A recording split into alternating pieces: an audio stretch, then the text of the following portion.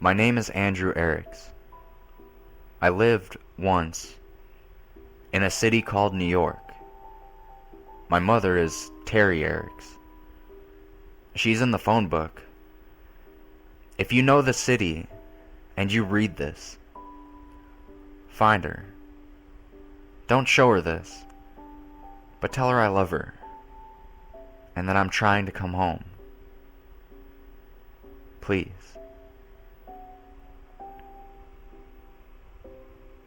It all started when I decided, around the time that I turned 25, that it was time for me to give up taking my backpack into work. It would make me look more mature, I thought, if I weren't lugging around a book bag everywhere like a high school student. Of course, this meant that I had to give up reading on the subway in the mornings and afternoons, since I couldn't quite fit my paperbacks into a pocket. A briefcase would have been out of the line since I was working in a factory, and messenger bags always seemed a little, fruity to me. Too purse-like for my liking. I had an MP3 player, which helped pass the time for a while, but when it broke, it would shut down at the end of every song if I didn't skip to the next track manually. I gave that up too. So, every morning, I'd sit in the metro for a half an hour that dragged on endlessly, with nothing at all to do but watch my fellow passengers. I was slightly shy, so I didn't like to be caught at it. So I'd surreptitiously watch people. Interestingly enough, I quickly discovered that I wasn't the only person in the world who was uncomfortable in public. People covered it up in various ways, but I learned to see through them. I divided them up into categories in my head. There were the fidgeters, who couldn't get comfortable, constantly moving their hands, shifting their weight, moving their legs closer to the bench, then further. They were the most noticeably nervous types. After them were the fake sleepers, who'd take their seat and practically close their eyes in the same second. Most of them weren't really sleeping, though. The real sleepers shifted more, came awake suddenly at stops or after loud noises. The fakes just zoned from the second they sat until the moment the train pulled into their stop. Then, there were the MP3 player addicts, the occasional laptop people, the people who traveled in groups and talked too loudly. The cell phone junkies were either very popular or just completely unable to shut up for more than 2 minutes at a time.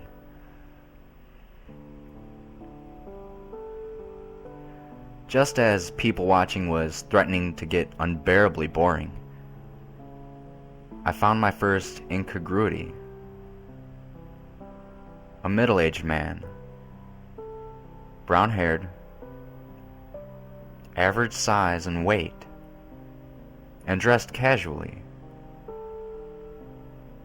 Oddly enough, he seemed almost too normal.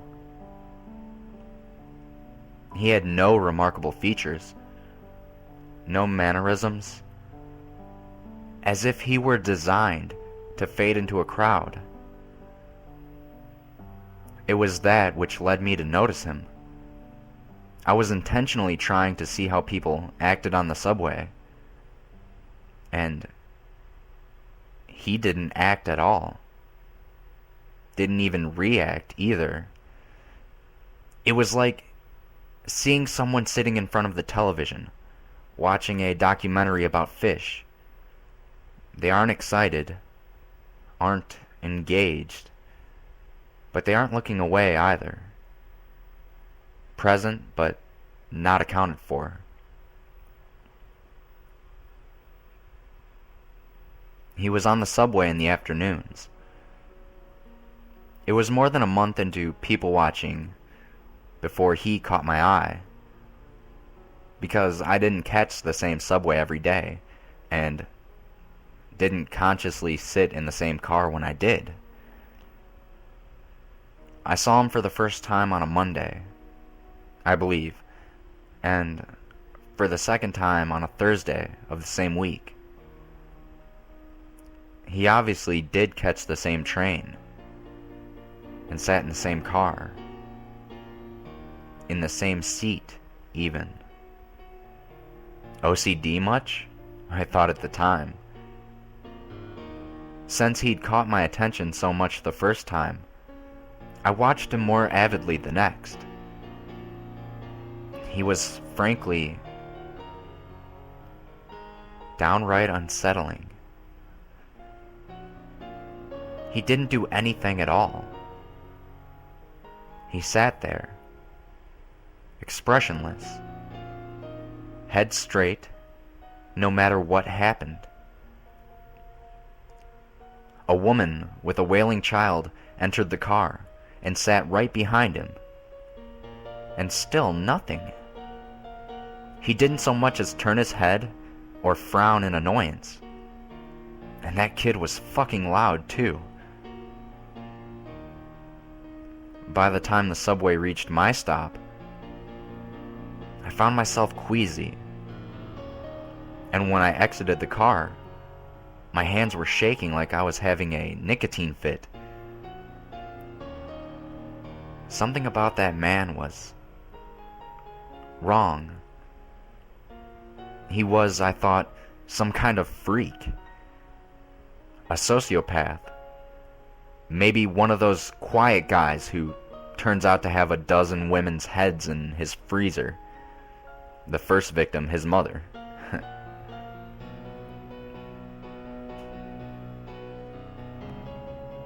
I found myself intentionally dawdling after work in the afternoons, stopping to browse in the kiosks in the mall near the subway, even when I didn't intend on buying anything. For a couple weeks, I avoided catching that subway. And when I found myself at the stop when I was pulling in, I made sure to choose a train car as far from the one I had seen him in as possible. Then, one morning, I saw another person who set off the same warning bells in my head. A woman. Just as plain looking, just as out of place in the hustle and commotion around her. The moment I recognized her, I realized later, was when my obsession began. My people watching, which had began as a bit of a hobby to stave off boredom, became something of a religion to me. I couldn't enter a subway or ride a bus without finding myself examining everyone, filling out a mental checklist in my head. Plain clothes of solid colors, no brands, check. No expressions, no casual glances out the window or towards other passengers, check. No bags, purses, or accessories, check. Check, check, check. We've got another. I started calling them the strangers. I didn't see them every day, even after I started taking the metro more than I needed it to. Even when I found myself riding buses out of the way in the evenings. But they were there, often enough. Seeing one would set my teeth on edge, make my palms sweaty, and my throat feel dry. If you've ever given a speech, you might recognize the feeling. Even though they didn't pay me the slightest bit of attention, I felt like I was on display for them. I could see them, plain as day. How could they miss me? They didn't, though. Not in any way that I could tell. And when, eventually, my curiosity overpowered my fear, I decided to follow one. I chose the one I found first, the man in the afternoon, who rode the subway and always kept the same seat. I got on and took a seat behind him. We rode to the end of the line, and he rose and walked out before I did. Keeping distance between us, I tailed him. But he didn't go far. He took a seat on a nearby bench, as expressionless as always, and I turned a corner and waited, trying to look nonchalant. After a few minutes, the next metro arrived, and I watched him enter it, and I saw him take the same seat. I couldn't find the nerve to follow him again. He hadn't gone anywhere. He just rode the metro to the end of the line, and then what? Rode it back? What possible reason would anyone have for that? It nagged at me, long after I'd rode a later train back home and tried to get some rest. I couldn't leave it alone. Not until I could make some sense of it. I found myself more than confused. I was downright angry now. Why was this uncanny bastard, this almost inhuman person, riding subway trains back and forth, going nowhere? The mind, I once read, recoils from certain things, because the very sight of them is an affront. Spiders set it off in a lot of people, particularly the great big ones. They just look wrong to us, alien. That was the effect the strangers were beginning to have on me. They offended my senses. I followed him again the next day, and again the day after that. Every day for at least a week. The two of us made our silent trips together, though only I knew it. By the end of the week, I was following him for hours, until the last train that stopped at near my apartment block that night.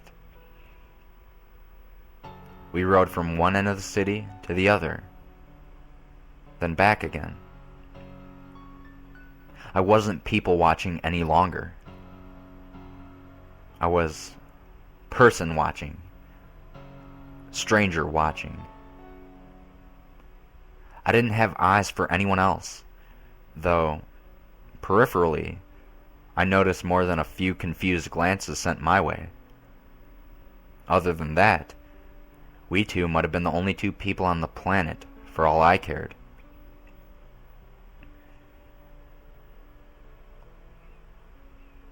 I lost my job the next week. My manager was kind, timid, but firm. I wasn't concentrating. I had no focus. Wasn't being anywhere near productive. It was actually quite a speech, I think, but I could barely hear it. All I could think about was my new work, my vigil. What would that man know, that thing on the subway, get up to when I wasn't there to keep an eye on him? I left for work the last time at noon that day. Normally, I'd have started tailing my subject at 5:30, but I was sure that he'd be waiting for me. I wish, now, that I'd paid more attention to that day. Was it sunny? It was summer after all. I could have walked around downtown, maybe checked out a few pretty girls. Could have had an iced cappuccino and a smoke at an outdoor cafe, and then gone home, put my growing obsession out of my head, found a new job, and taken to reading on the trains and buses again. Instead, I waited. More than one train goes up and down the lines, so I sat in the station for at least an hour until I saw him through a window. I walked into the subway car and noticed that for the first time, my skin wasn't clammy. My hands weren't shaking. My heart wasn't pounding hard. I sat, for the first time, right across from him, directly in his line of sight. Watched for a change in his face. Would he recognize me? If he did, I saw no sign of it, and I was looking hard. We must have made quite a pair, sitting across from one another that afternoon, staring at and into one another. It was hard not letting the rage building in me contort my face. But, with effort, I was able to keep as still and as expressionless as him. Inside, I practically screamed at him, "React to me, you fucking asshole! See me, damn it! I know you for what you are!" I didn't, though, and my silent demands weren't answered. Not the first trip around, or the second, or the third, or 10th. We rode far into the night together, and at each terminus, we got out together and waited. I sat right beside him on the bench, watching him from the corner of my eye, and still got nothing from him. But two could play that game as well as one. Finally, we made our last trip together. I had him, and I knew it. Last trip of the night before the train stopped running. I'd always let him get away from me at this point, because the end of the line is a long way from my home, and the buses stop running at the same time as the subways. But this time, I followed him. Finally, see what he was when the train stopped running. I'd get some answers, maybe.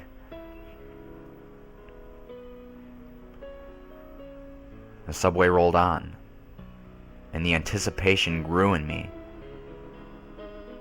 The car emptied out around us slowly, until it was just we two silent watchers below the city. I fought to keep a maniac grin at bay, and the subway train slowed to a crawl, then stopped. The end of the line.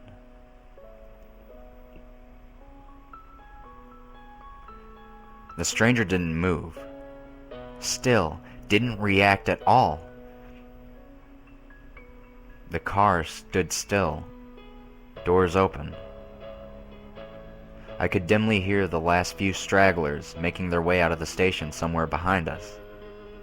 Footsteps, echoing in the silence. Nothing.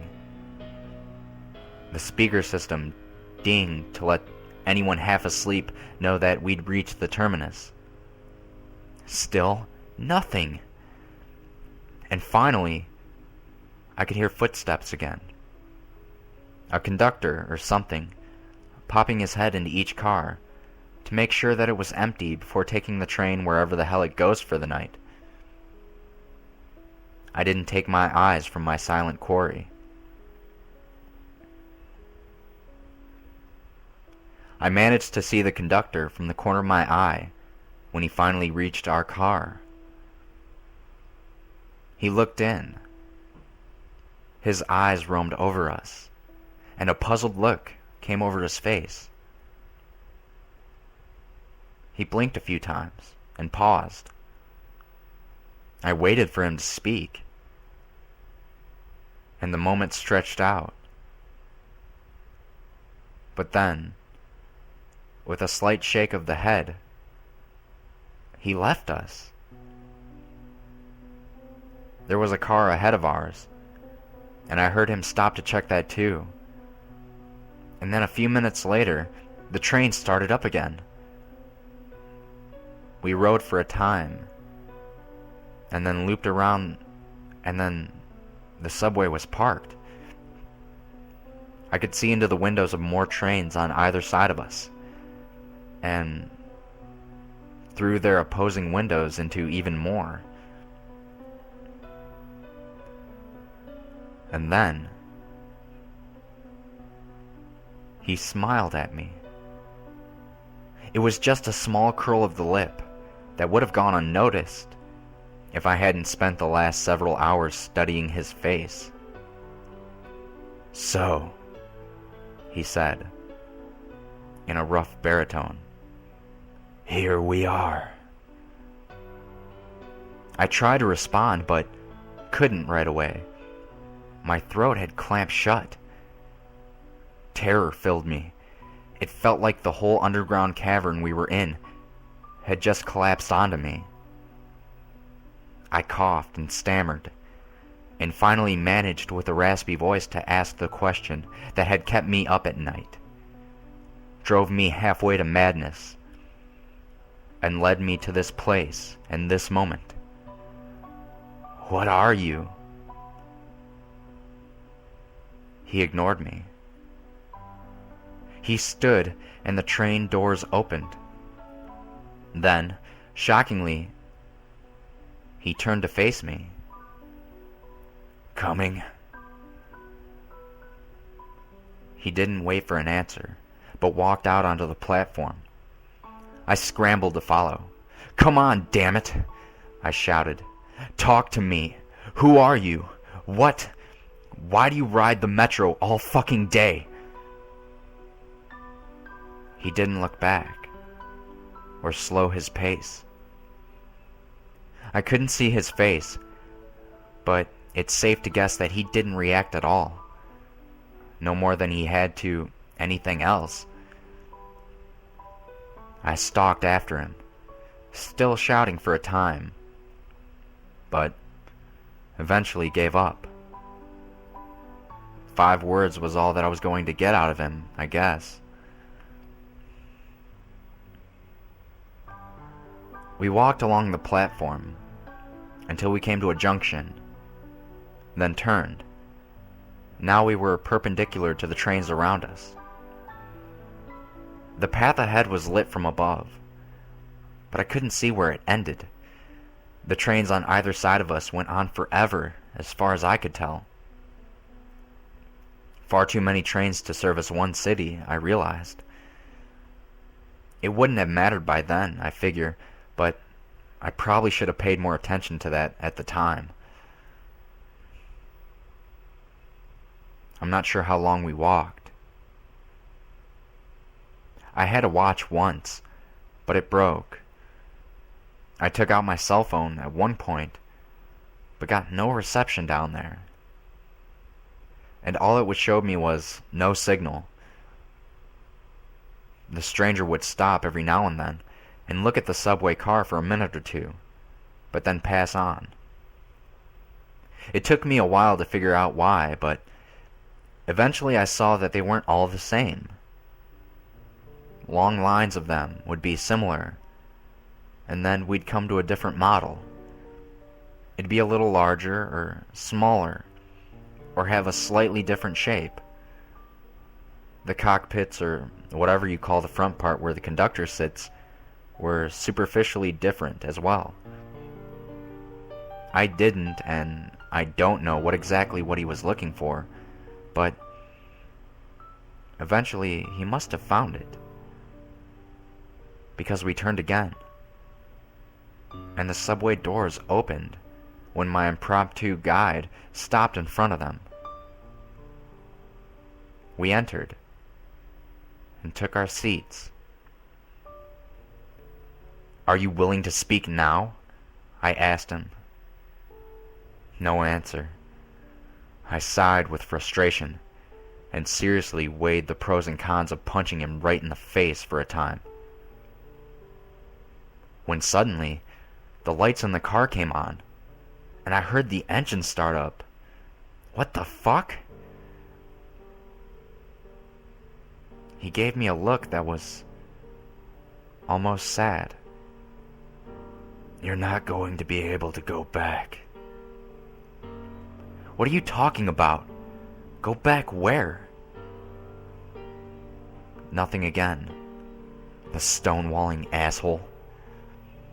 The train lurched into motion, pushing off in the opposite direction than the one we had come from. I think the endless parade of them had thrown off my sense of direction. It rolled for a few minutes, and then began to slow as we approached to the stop. His vacant gaze grew sharper, and for the first time, I got the sense that he was actually staring at me, rather than just looking in the direction I happened to be in. "Be still. Be silent.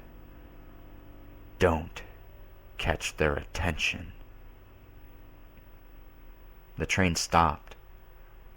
The doors opened, and they began to flood in.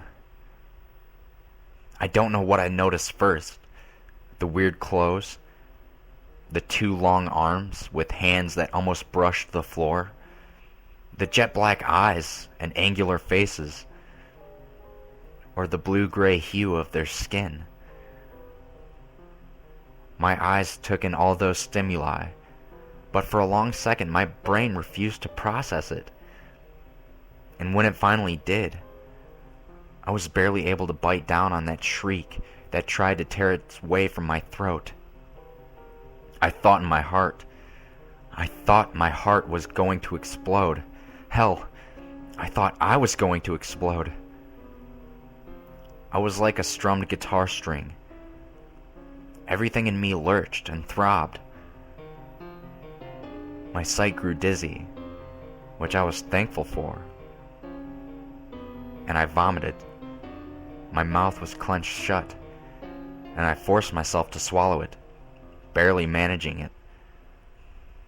My instincts were screaming his words at me. Be still. Be silent. Don't catch their attention. That day is a blur. We rode the subway car up and down the line, still and expressionless, for hours, for days perhaps. It seemed much longer than the line I knew, the line I'd followed the stranger along. The hideous things around us seemed to pay us no undue attention, though we must have stood out fiercely. I was so petrified with fear that when we finally returned to the endless cavern of trains, alone, I burst into tears. I collapsed to the floor and just sobbed. For a long time, the stranger watching impassively. When I gained control of myself, I looked at him imploringly. "Take me home," I croaked out. "Please." "I can't," he told me. "Don't know which one of these would lead you back, if any of them do." He stood and walked out onto the platform, and I rose wearily and followed. He spun around sharply. I think you followed me enough. The rage I'd felt for him before, that panic had temporarily buried, rose up in me. What? I screamed, rushing forward. I grabbed him by the shoulder, and with a burst of insane strength I didn't even know was in me, I slammed him against the side of the metro car. You fucking son of a bitch. What the fuck did you do to me? I slammed him again and again. Take me back. He bore it all passively. And soon, the flare of anger in me gutted out, leaving me hollow. Please, I begged, take me home. That's not how it works, he said. If we stay together, it's more likely that we'll be noticed. Go your own way. Be still. Be subtle. And they'll think that you're one of theirs. How could you do this to me? Why? He gave me another almost sad look. I had to. You will too. You get stuck sometimes. He brushed my hands off his shoulders and turned to walk away. I fell to my knees, suddenly out of strength, and watched him leave. At the junction, he turned back to face me. I'm sorry. And then he was gone. I stayed there on the cold tiles for a very long time. I curled up into a ball and wept for a while. After there weren't any tears left in me, I even managed to get some sleep. When I awoke, the subway train I'd come in was gone, off carrying more blue-gray abominations to whatever blue-gray abominations go. I couldn't handle going back there anyways. I tried to find my way back where I started, to find a subway that I'd recognized, but I wasn't even sure which direction I should have been going in anymore. I walked for an hour, and then another. Finally, I found one that might have looked familiar, or I was desperate enough to imagine that it did. When I stepped up to the door, it opened for me, and I took a seat. It started up, and in spite of being a lifelong agnostic, I prayed my heart out. The train slowed to a stop. The doors opened, and for a second I thought I was saved. People, human beings. I'd be the most devout man in the world. Then I noticed the eyes. Specifically, the third large eye in the center of their foreheads.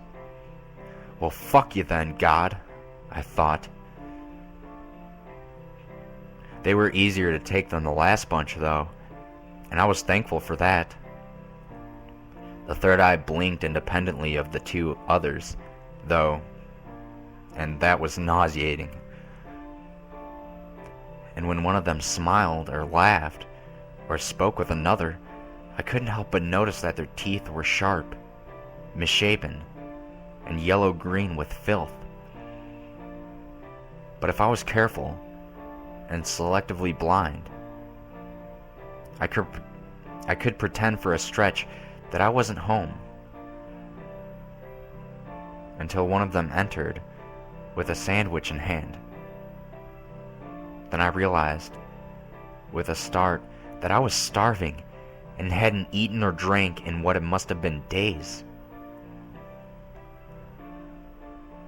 The next terminus I came to, I decided to try and find something to eat or drink. I don't know why I waited, but it seemed important to ride to the end of the line. I got there and could barely bring myself to leave. I'd never seen the stranger leave the underground. I'd never seen him eat or drink anything either. My stomach would not take no for an answer, though. I steeled myself and tried to keep my face carefully neutral, and made my way out onto the station proper. And then I got confused. I was looking for escalators, stairs, or something like that, but all I saw was holes in the ground, the walls and the ceiling. Gaping, irregularly sized holes. Like I was in the middle of a beehive. What was I supposed to do? Leap into one? It didn't make any sense to me. Not until someone came through one. He floated up through the floor, and then floated by me.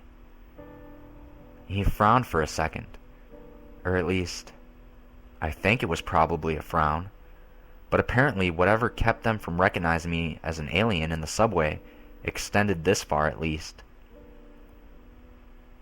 It did not, unfortunately, allow me to levitate, which seemed to be the only way out of this subway station beehive thing. Swearing, I made my way back down into the tunnel. I was angry, lost, starving, and I'd been abandoned to a fate that, if it wasn't worse than hell, was at least twice as stupid and 3 times as non-essential.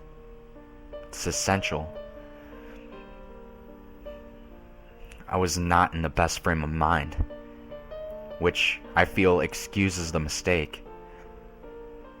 Normally, I'd take corners with a wide berth, because everyone knowing that if you just dart around a corner sharply in a public place, chances are decent that you're going to walk right into someone. As I did, I slammed into someone, a woman, and fell to the ground. Without thinking, I reacted like any New Yorker would. Badly. Jesus fuck, you stupid bitch. Watch where you're going. I realized my mistake even before she did. Her eyes grew quizzical and confused. And when she really noticed me, they bulged with horror. She leapt, floated quickly back from me and let out something scream-like. A little more yowly than I was used to. But I got the point. Further down the tunnel, I saw alien, 3-eyed heads running towards us. I thought suddenly about all those sharp, filthy teeth. And just like that, I was running. The subway train wasn't there, but there was a walkway along the tunnel for the repairman, I assume. That's who'd use it when I was from. I took it at full speed and just kept running until each breath felt like getting stabbed. I stopped, panting, and looked back. The tunnel had curved, so I couldn't see the light any longer, but nobody appeared to be following me. Going back, though, was not an option. I continued forward into the dark for a long time. Eventually, I came to a small opening in the wall and stopped there for a rest. Hunger, despair, and a full-speed, terrified run had all left me absolutely drained. I probably would have wept again, which seemed to be all I was capable of lately, but it just seemed like too much work. I sat against the wall, legs splayed out, and imagined I was beating that bastard stranger to death with a hammer. It was a relieving image. A rat was shuffling around nearby in the dark. Every so often I would kick out a foot to scare it away. But after a time, I didn't even bother with that. rabies, or any other disease it might be carrying would be a blessing compared to the endless traveling through the subways of strange worlds, lost, destitute, and alone. When it crept near me again, I didn't shoo it off. Even when it reached and pressed against my leg, I couldn't bring myself to care. Not until a train passed by and the lights of the car lit it up. It lit up the thing that I thought was a rat. It was rat-like, yes, but not as much as it was spider-like. If someone had bred the two of them together, the resulting abomination might have been almost as horrible as this thing nuzzling my leg. I shrieked, flung myself up from the floor, and booted it like a soccer player would, right into the opposite wall. Its back made a sickening crunch, and I watched it twitch. Then the darkness returned. In the darkness, a terrible thought came to me. I wondered if it was edible. I didn't want to, and I gagged just imagining it. But I was hungry, and there was no guarantee that I'd be able to find food in this place, or ever again. Rat spider was my only option. I held off as long as I could, but in the end, survival trumped squeamishness. I had my lighter, but nothing to light on fire.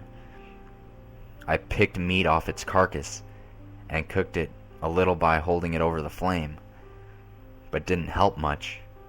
Nothing could have. Its meat was foul, more foul than anything you could imagine. I've been that desperate for food since, and eaten many other questionable things, but nothing has ever been as bad as that rat spider was. In retrospect, that is when I became a stranger. Before, I'd struggled to reach that expressionless state that the other had maintained. What I'd taken for calm was numbness. A sharp rock thrown into a river will, over time, have its edges rounded off by the water beating over it. And what I'd gone through, what I had done, caused the same. Tearing up and eating a monster in the dark below an alien world, the last of my edges smoothed. By the time I left the darkness and came back to the tunnel, I was as expressionless and empty as the one who led me there had ever been. That was not the worst of it, though. The worst came later, the first time I got stuck. The stranger had mentioned it, but in the state I'd been in, I had hardly noticed. One night, at the end of the line, I was asked to leave the train. The world was one of the closer to normal ones. The people were almost human, as I recognized it. They were orange, sure, and hunchbacked, but other than that, they were practically normal. After the last world, where the people had been hideously overweight, six-beasted hermaphrodites with no noses, the orange guys were pretty much beautiful to me. I thought at first that the conductor was talking to someone else, but I was the only one in the car, and moreover, I understood him. The oranges certainly hadn't been speaking English all day, but nonetheless, I could understand what he was saying. When I stood, I began to realize why. I couldn't stand up straight. I was hunchbacked. and as I saw my reflection against the window as I exited, orange. I pieced together the rest from there. Stuck meant that I was trapped in this world for some reason, and stuck looking like them as well, which would be handy if I wanted to take the opportunity to leave the subway station, which is possible most times, but require a lot of care and is quite overwhelming. Alien worlds are a little revolting, I've found. You try to compare them to your own, but the differences are so vast that it just makes you sick. I left that subway, anyways, because it was clear I wasn't returning to the central hub that night. Or any other night, I soon found out. Whatever had let me go unnoticed wasn't working any longer. I considered briefly staying, but this place wasn't home, and could never be. Even if they looked like me, their culture was bound to be different. That was a lesson I'd learned before. Even worlds where the people are absolutely indistinguishable from me are fraught with danger. I was once on a world where the people looked just like me. Well, actually they looked Brazilian, but that was more close enough. And I learned the hard way that the gesture that it means hello meant something gravely insulting. Insulting enough that I'd been beaten half to death, while a crowd looked on with approval. Besides, even if that place had a culture I could fake, I didn't want to stay. I wanted one of two things: to find my way home, or to find the stranger who had set me on this path and beat the shit out of him. Nothing else would do. So, I wanted to move on. I wasn't sure, though, if I could do to some poor sucker what has been done to me. Could I really force someone to wander the eternal underground like me? It turned out I didn't have to. After a few months, one of them noticed me. Yes. And began to follow me for weeks. I very carefully made it seem like I hadn't seen him, just like the other stranger had. But I was torn between the desire to warn him away and the desire to bring him to the end of the line so I could leave him his dismal world already. The last night, he followed me to the end of the line, just as I had once done. He hadn't managed to work up the nerve to sit right across from me, though. And as soon as the train stopped at the terminus, he rushed off. I waited, hoping the conductor wouldn't see me, and I could continue on, but to no avail. I left the car, and the metro rushed off without me, and I cursed inside. As I walked around the corner towards the ticket booths, the young man who'd been following me attacked. He had a wicked curved knife, and should have caught me by surprise, but I'd been traveling through hostile alien worlds for several years. My reflexes were sharp. We struggled, viciously, before I managed to wrestle the knife from him. I don't know how I got it in his neck. I don't think I wanted to kill him. I hadn't even been that angry, remembering my own building range from so long ago. Afterwards, as he lay there, bled out, I got pissed. I kicked him repeatedly, shouting, "You dick! You were supposed to follow me!" I kept kicking. I fled the scene of the crime, but not for long. I was there bright and early the next day to catch the first subway of the morning, and that night, when I rode it to the end of the line, I was invisible to the conductor again. I guess you can either kill them or bring them with you if you want to return to the central hub. I was invisible again, but I was also orange and hunchback still. I stayed that way until the next time I became stuck. The next time I killed, that one went much faster. I didn't wait for her to follow me. Once I was recognized as a stranger, I recognized her as the next one, and I made my choice. I won't bring anyone else into this.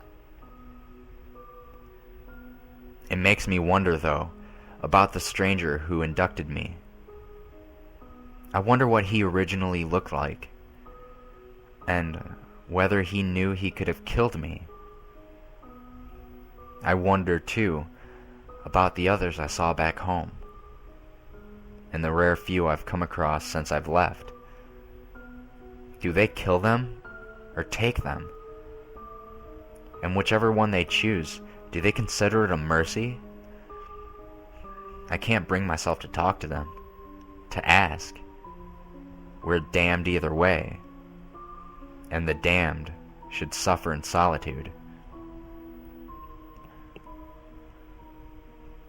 I've killed 15 of them now, and I've gotten very good at it. But I've made a decision. I'm done killing. Innocents, at least. Before I returned to the central hub, I filled a backpack with as much paper as I could cram into it, and I wrote this story, over and over again, to be left in as many subway trains as I can. A couple thousand messages in a bottle, cast into a sea of steel rails. This is a request, and a warning. My request above was that you find my mother and tell her a lie. It's a white lie, don't worry. Tell my mother that I love her, and that I'm trying to come home. It may give her some hope, or a small measure of peace. I wish it were true, too. But here's the thing. I've been thinking of myself like Odysseus, lost and adrift, looking to return to familiar shores. But I am not lost at sea. I am lost in endless tunnels. The labyrinth. The difference is important, because labyrinths